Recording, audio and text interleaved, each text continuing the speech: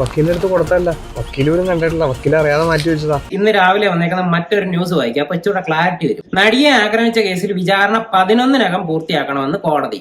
ഈ ഒരു സ്റ്റേറ്റ്മെന്റിന്റെ ബലത്തിൽ അന്വേഷണം ആരംഭിച്ചാൽ എന്താ സംഭവിക്കുന്നത്? പോലീസ് വിളിക്കുന്നു, പൾസർ സുനിയെ ക്വസ്റ്റ്യൻ ചെയ്യുന്നു, എവിടെയാണ് ഈ മെമ്മറി കാർഡ് ഫോണും കൊടുത്തതെന്നുള്ളത് ചോദിക്കുമ്പോൾ പൾസർ സുനി ഓൾറെഡി പറഞ്ഞതുപോലെ ഏതോ ഒരു അഡ്വക്കേറ്റിന്റെ കൈ കൊടുത്തു എന്ന് പറയുന്നു.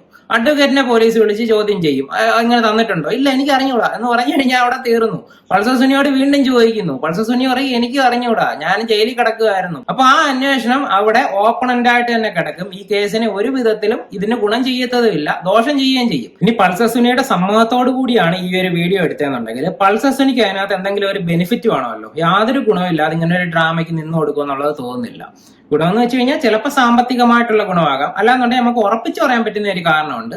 പൾസർ സുനിക്ക് ഈ കേസ് വൈകിപ്പിക്കാനായിട്ട് പറ്റും. ഇപ്പം ജാമ്യത്തിൽ നിൽക്കുവാണ്, അപ്പൊ കേസ് വൈകിച്ചു കഴിഞ്ഞാൽ തീർച്ചയായിട്ടും കുറച്ച് നാളും കൂടെ പുറത്ത് വളരെ ഫ്രീ ആയിട്ട് ഇങ്ങനെ അടിച്ചു പൊളിച്ചൊക്കെ നടക്കാം. വിധി പറഞ്ഞു കഴിഞ്ഞാൽ ഉറപ്പായിട്ടും പൾസർ സുനി അകത്തു പോകും.